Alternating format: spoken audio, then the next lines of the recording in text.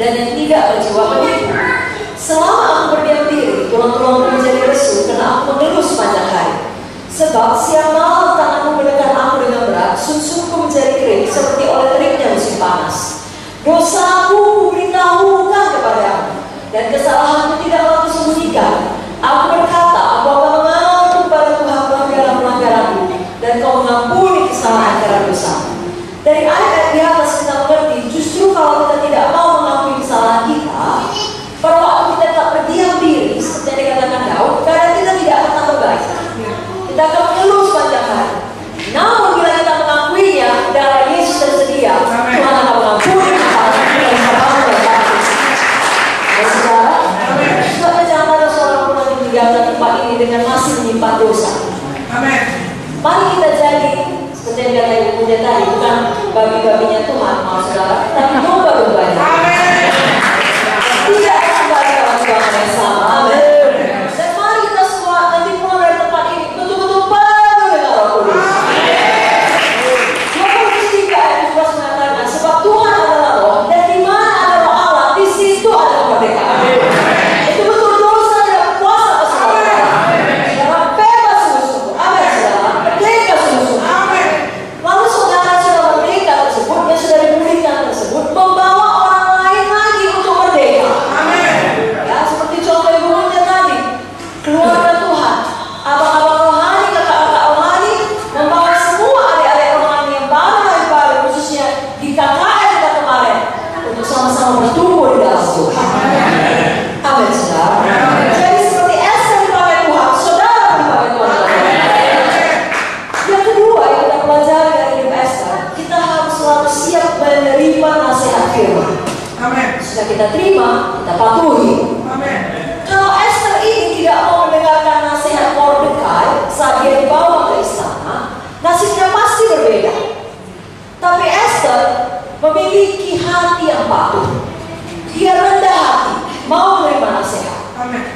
Dengan jujur kita cek diri kita masing-masing, bahwa kita mau maju, menyelesaikan panggilan Tuhan yang besar dalam hidup kita, betul-betul tidak ada yang mustahil bagi kita, maka kita harus juga punya hati yang mau menerima nasihat firman. Kalau dulu kita mau, sekarang pun kita mau. Nanti pun kita mau.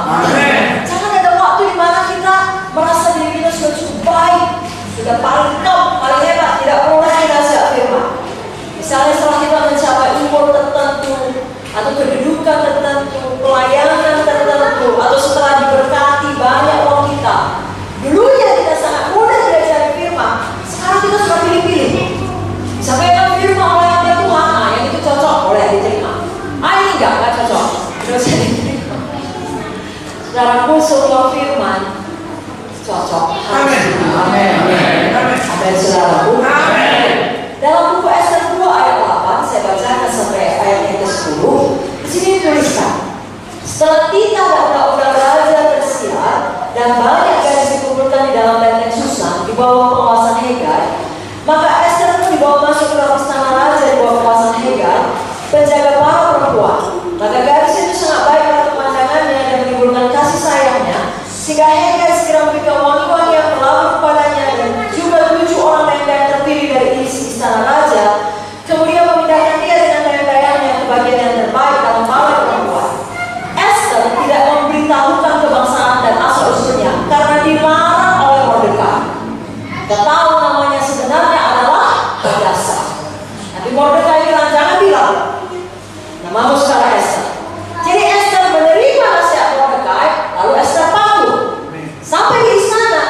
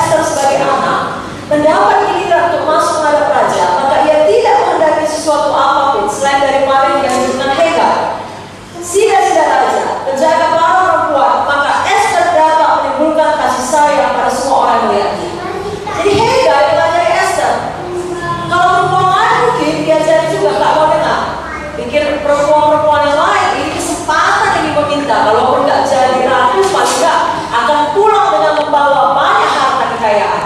Jangan sampai rugi. Tapi Esther dan Zedekiyah jangan minta apapun, dan dia patuh, saudara. Lalu Esther, kalau dia orang sayang kepadanya, dan yang paling penting, raja sayang kepadanya. Amin. Saudara nggak perlu semua orang seluruh dunia sayang dan setuju pada saudara. Saudara hanya perlu orang-orang yang disuruh Tuhan memberikan favor kepada saudara. Amin. Karena itu patuh pada Tuhan, Tuhan sendiri yang memberikan divine connection. Ya, hubungan supranatural yang khusus yang saudara perlukan untuk sampai dalam panggilan saudara. Ya, tidak perlu menyenangkan semua orang, jangan senangkan hatiku.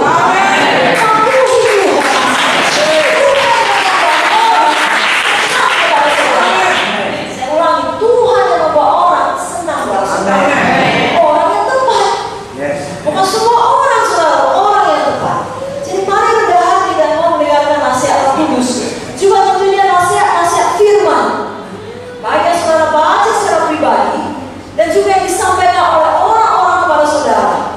Jangan kita sombong dan tidak mau mendengarkan nasihat firman. Amsal 12 ayat 15 mengatakan, jalan orang bodoh lurus dalam anggapannya sendiri, tapi siapa mendengarkan nasihat yang bijak. Kita tidak mau seperti orang bodoh.